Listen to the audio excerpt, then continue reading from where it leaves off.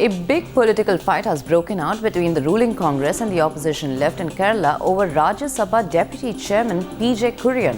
The left demanding a reinvestigation in the 1996 Suryaneli gang rape case and wants the allegations against Kurian should be probed.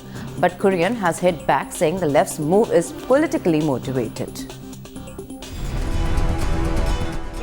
These women MLAs from the opposition LDF were disrupting the proceedings of the Kerala Assembly, demanding a fresh probe against Rajya Sabha Deputy Chairman PJ Kurian in the Suryaneli gang rape case. They continued their protest outside the Assembly as well, joined by other left MLAs. ഇരകൾ പറയുന്ന പ്രശ്നങ്ങൾക്ക് മുൻഗണന നൽകണമെന്ന് വ്യക്തമായി നിർദ്ദേശിക്കുന്ന ordinance നിരാകരിക്കും വിധമാണ് Kerala government. The victim, who was allegedly raped by 42 men over a period of 40 days in 1996 after being abducted, has once again spoken up.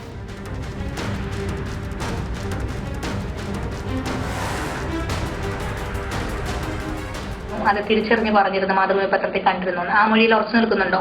ആ മൊഴിയിലും ഉറച്ചു നിൽക്കുന്നുണ്ട്.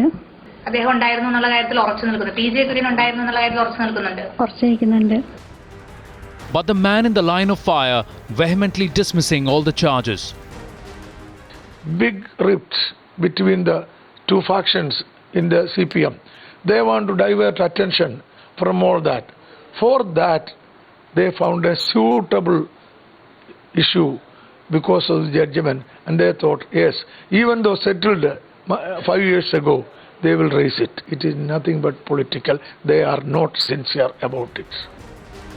With an all-out political war breaking out in Kerala, Kurian also getting support from the Congress leaders in Delhi as well.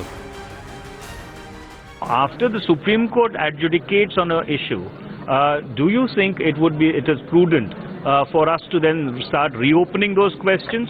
You know, where is that going to leave the entire ethos of the rule of law is something which all of us need to seriously introspect upon. We are demanding reinvestigation of the case immediately, and till such time the person concerned in this case, Mr. PJ Kurian, should step down from his constitutional position.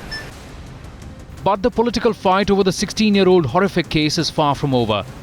The Supreme Court order on the 31st of January on a retrial has once again brought the case back in the limelight, ensuing in a showdown between the ruling party and the opposition over PJ Kurian, who was acquitted by the Kerala High Court in 2007. Calling it all politically motivated.